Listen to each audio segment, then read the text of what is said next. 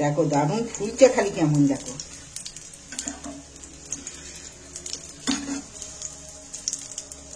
ফুলে একদম কুবো কুবো হয়ে গেছে। আজ আমি তোমাদের কাছে একটা নতুন রেসিপি বানাবো। রেসিপিটা বানানোর জন্য আমি মশলা তৈরি করার জন্য আমি এখানে নিয়েছি এক টুকরো কাঠদানা দিচ্ছি। এইগুলো শুকনো খোলায় ভেজে নেব। 4টে এলাচ, 2টো লবঙ্গ দিচ্ছি আমি এখানে, 1 চামচ ধনে। এইটা আমি একটু নাড়াচাড়া করে শুকনো খোলায় ভেজে নেব।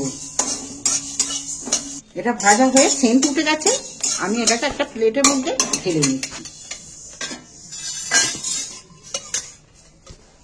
300 গ্রাম মাংসকে কিমা করে নিয়েছি, কিমা বানিয়ে নিয়েছি 300 গ্রাম মাংস। আর এখানে নিয়েছি আমি 2 রকম ভাবে পেঁয়াজ কেটে নিয়েছি, একটা টমেটো কেটে নিয়েছি। প্রথমেই আমি কড়ায় তেল দিয়ে দিই,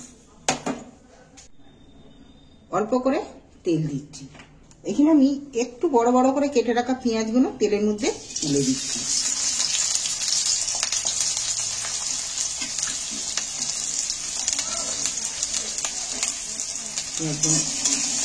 পেঁয়াজগুলো হালকা করে একটু ভেজে নেব। দেখো পেঁয়াজটা ভাজা হয়ে গেছে। 1 চামচ রসুন বাটা দিয়ে দিচ্ছি। প্রথমে আমি রসুনটাকে একটু ভেজে নেব।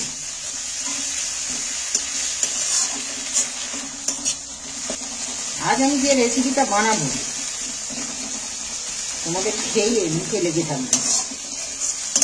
এই 250-300 গ্রাম মাংস দিয়ে সন্ধ্যেবেলা 5-6 দিন তোমাদের এই রেসিপি দারুণ একটা রেসিপি হয়ে যাবে।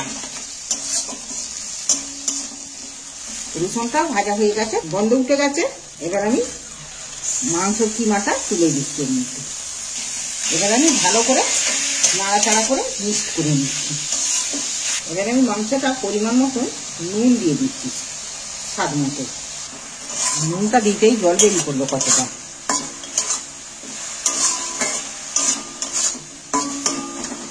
মাংসটা অনেকটাই জলটা মরে গেছে। এবার আমি টমেটো কেটে রেখেছি, টমেটো কাটাগুলো দিয়ে দিচ্ছি।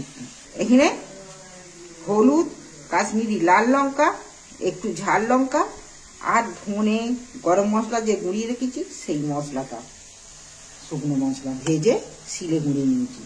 তবে ঝালটা একটু কম করে দেবো। 1 চামচ করে নিয়েছি, সব দিয়ে দিচ্ছি।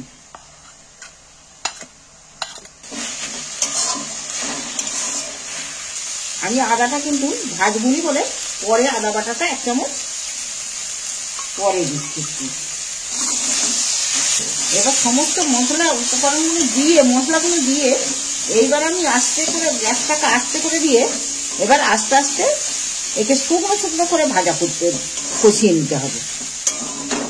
এটা কষা হয়ে গেছে, কিন্তু এইভাবে শুকনো শুকনো করতে হবে। তবে আমি এইভাবে শুকনো শুকনো করতে হলেও আমি আদার বাটিটা ধুয়ে আমি একটু সামান্য করে জল দিচ্ছি, যাতে মাংসের সাথে মশলাটা ভালো করে ভেতরে ঢুকে যায়। জলটা দিয়েছি ঠিকই, জলটাকে আবার আমাকে মেরে এরকম শুকনো শুকনো করতে হবে রেসিপিটা বানানোর জন্য। গ্যাসটা আস্তে করে দিয়ে আস্তে আস্তে এটা ফুটে ফুটে যাতে মাংসটা ভেতরে মশলাটা পুরোভাবে ঢোকে। দেখো মাংসটা আমার শুকনো শুকনো করে জল যে দিয়েছিল জলটাকে মেরে এরকম শুকনো শুকনো করে নিয়েছি। জল থাকলে, রস থাকলে রেসিপিটা, যে রেসিপিটা আমি বানাবো বলছি সেটা হবে না। এটা আমার পুরটা রেডি হয়ে গেল। মাংস কিমা পুর এখানে আমার রেডি। গ্যাসটা অফ করে দিচ্ছি। এবার ঠান্ডা হয়ে থাকুক একটু, গরম চাল হবে না, পুরটা দেয়া ঠান্ডা হয়ে যাক। আমি এখানে 2 মগ ময়দা নিচ্ছি, ওই 300-400 গ্রামের মতো হবে। আমি বেকিং সোডা দিচ্ছি 1/2 চামচ, ময়দার সঙ্গে দিয়ে দিচ্ছি। স্বাদ মতো নুন দিচ্ছি। এবার আমি এইটা ভালো করে আটাটা, নুন আর বেকিং পাউডার আমি ভালো করে মিক্স করে নিচ্ছি। এবারে আমি জল দিয়ে মেখে নিচ্ছি। এতে কিন্তু আমি ময়ন দিচ্ছি না কিছু। দেখো একদম পুরো ভালোভাবে আমি মেখে ঘেঁষে নিয়েছি। এবার আমি কুচি কেটে নেব। আমি এই সাইজে ছোট ছোট করে কুচিগুলো কেটে নিচ্ছি। দেখো এইভাবে গোল গোল করে কুচিগুলোকে পাকিয়ে নিচ্ছি। গোল করে পাকিয়ে নিলে বেলাটা গোল হবে, সুন্দর হবে।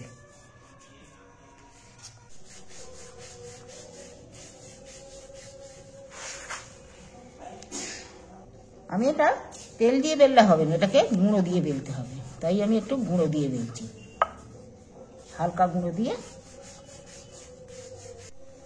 দেখো এইভাবে আমি সব লুচিগুলো বেলে নিচ্ছি। এখানে আমি একটা বাটি নিয়েছি, বাটির সাহায্যে আর গুচিগুলো বেলে নিয়েছি। তোমরাও দেখলে যে আমি সব গুচিগুলোকে এখানে বেলে নিয়েছি ছোট ছোট করে লুচির সাইজে। তবে আমি গুচিগুলো এর মধ্যে একটা করে, লুচিগুলো এর মধ্যে একটা করে তুলে দিচ্ছি। কিমাটা, মাংস কিমাটাকে আমি বললুম যে পুর করে ঠান্ডা করতে দিই, ঠান্ডা হয়ে গেছে। আর আমি এখানে নিয়েছি পেঁয়াজ ছোট ছোট করে কেটে নিয়েছি, ধনে পাতা নিয়েছি, টমেটো নিয়েছি। দেখো মাংসটা আমি এবারে এখানে তুলে দিচ্ছি। মাংসটা দিয়ে নিয়েছি, এবার আমি এখানে পেঁয়াজ কুচোনা তুলে দিচ্ছি, একটু ধনে পাতা দিচ্ছি, আর 2-3 খাদি করে টমেটো দিচ্ছি। চারদিকটা একটু জল লাগিয়ে নিচ্ছি। এবারে আমি এখানে আরেকটা লুচি দিচ্ছি। এবারে আমি হাত দিয়ে বাটির বাড়ের সাহায্যে কেটে বের করে নিচ্ছি।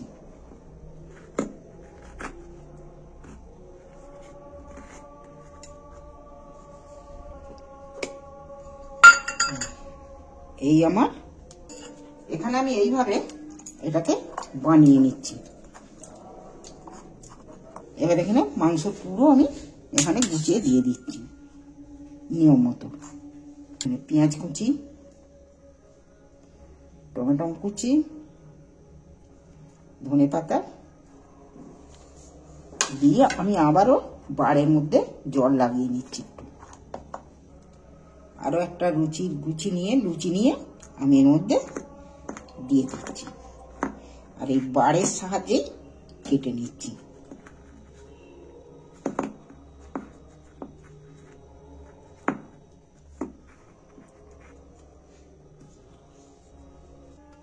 এইভাবে আমি প্রত্যেকটাকে বানিয়ে নেব। এখানে আমি গ্যাস জেলে একটা প্যান বসিয়ে দিয়েছি। এবার আমি সাদা তেল খানিকটা ঢেলে দিচ্ছি। আবার আমি মাংসটা দিয়ে ফের আমি সাজিয়ে নিচ্ছি। পেঁয়াজ কুচি, ধনে পাতা কুচি, টমেটো, এই চারিদিকে জল হাত লাগিয়ে আমি এটাকে আটকে দেব। এবার আমি ফের চাপা দিচ্ছি, দিয়ে এই হাতের সাহায্যে বাটি থেকে মাপ করে কেটে নিচ্ছি। দেখো কত সুন্দর এখানে হয়েছে। এইবার আমি এটাকে তেলের মধ্যে দিয়ে দিচ্ছি।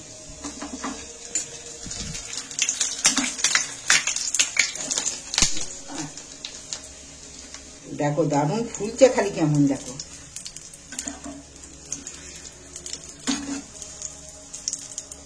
ফুলে একদম কুবো কুবো হয়ে গেছে।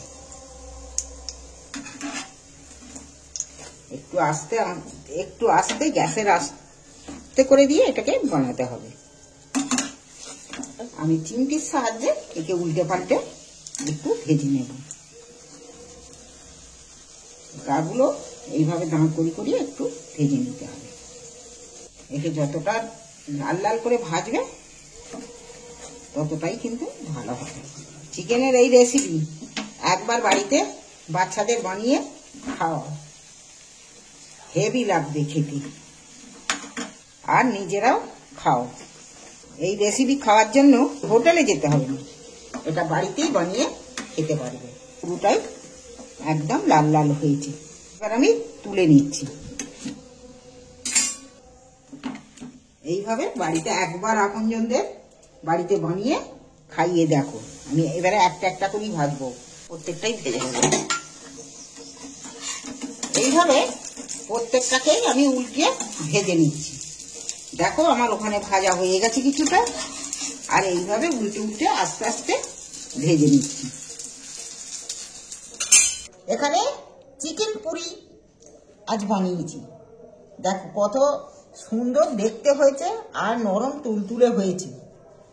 হ্যাঁ, যেন একদম পুরো পাউরুটির মতো। তোমরা এইটা একবার অন্তত বাড়িতে বানিয়ে বাচ্চাদের খাওয়াও, নিজেরাও খাও, ভালো লাগবে। তবে একটাকে আমি ভেঙে দেখাচ্ছি।